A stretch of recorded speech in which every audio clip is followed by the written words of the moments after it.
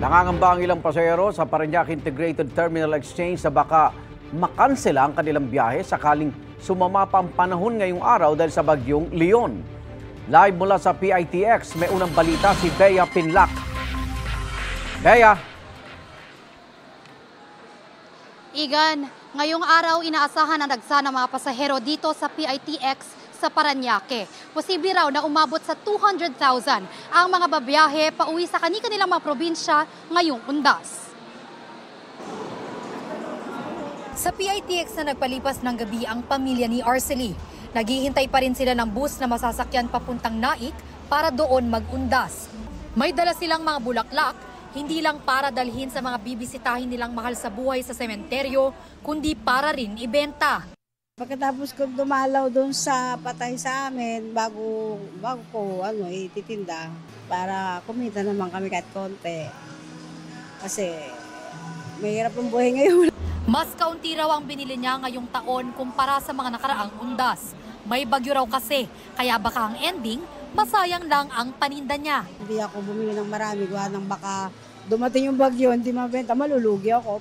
Si Myra naman, nangangamba rin na baka hindi sila makauwi ng Occidental Mindoro kung lalong sumungit ang panahon. Sasakay pa kasi sila ng barko pagkatapos bumiyahe sa bus. Baka may stranded po kami sa Batangas Pier. Ay babalik kami ma'am sa Cavite.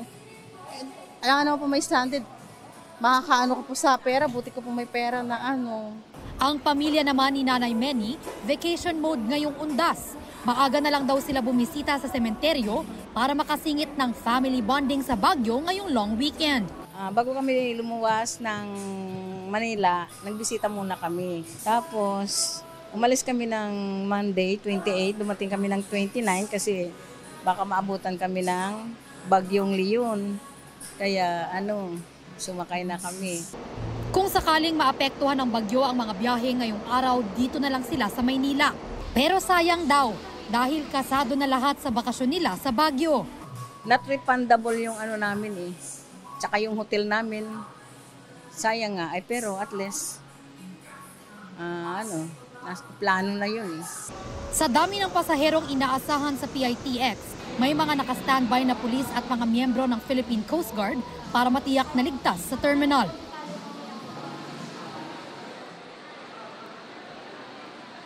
Igan, ayon sa tauhan ng PITX ay wala pa namang kanseladong biyahe sa ngayon. Pero patuloy daw nilang binabantayan ang lagay ng panahon para kung sakaling may apektadong biyahe ay makapag-abiso agad sila sa mga pasahero. At yan ang unang balita mula rito sa Parañaque.